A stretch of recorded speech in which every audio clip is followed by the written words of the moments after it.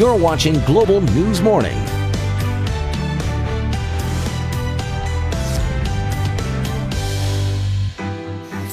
Joining us now, we have online security expert David Papp. We're talking with some tips on different technology. Today, actually, we're dealing with drones. And David brought in his own drone, which you fly around and you say is very, very simple to use. But the whole drone thing, when you've got cameras flying around overhead and basically anywhere, there are some security concerns, right? Oh, absolutely. I mean, the biggest one that people are concerned about is privacy. Absolutely, yeah. And Jen was saying she was having dinner out on the deck last weekend, and all of a sudden there's this drone flying above. Yeah. I would hate that. I think that's a violation of privacy, absolutely. Yeah. And people are abusing it.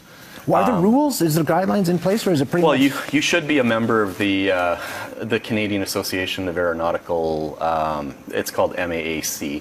Okay. And for basically going and controlling remote-controlled airplanes and now drones. Right. And you're supposed to keep it under 200 feet, and you should be doing it in an authorized location, like there's an airfield that the remote control airplane guys go out and do it. And you should be a member of that. There are people who are doing it now in public spaces. Exactly, yeah. And there's some accidents that are happening. Yeah, it's kind of scary with these things flying around. I mean, there's the safety concern, but like you say, there's also the privacy concern, because you don't have a choice if this thing's flying around.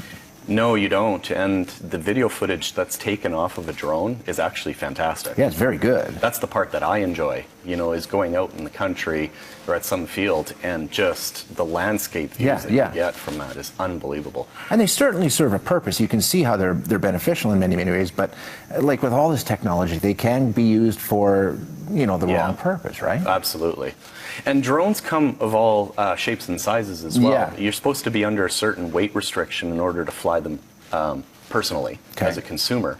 But of course, we all see the movies and, you know, the military that are flying, you know, big, huge ones, like planes, and SpaceX that's got even their aircraft carrier that they landed the rocket ship on, and that's all remote control. And as you say, it continues to progress and progress. I saw online one that can carry a passenger. You can actually fly your cell phone around it. So we're just at the very beginning, really, of drone technology, aren't we? We are, absolutely. Where can it go? Well, MIT recently had an experiment, and it was successful, where people were controlling it with their mind. What? Yeah, so they had EEG devices on their head, and they were controlling these DJIs in a gym, and basically concentrating on an object on a screen, and concentrating on moving that object, and it was actually controlling the quadcopter, like it was flying around. Seriously? Seriously. See, that's a little bit frightening. Now, is there anything you can do if one of these is flying around in your neighborhood and it's, you know, I mean, there's privacy issues and that sort of thing. Is there any recourse? Is there anything you can do?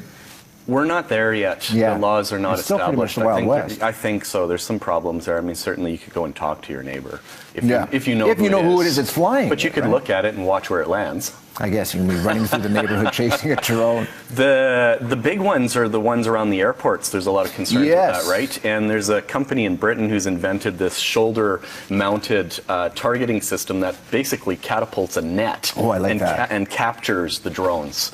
And they're trying to sell that to all the airports. But you'd have to be really quick to... You'd have to be very good.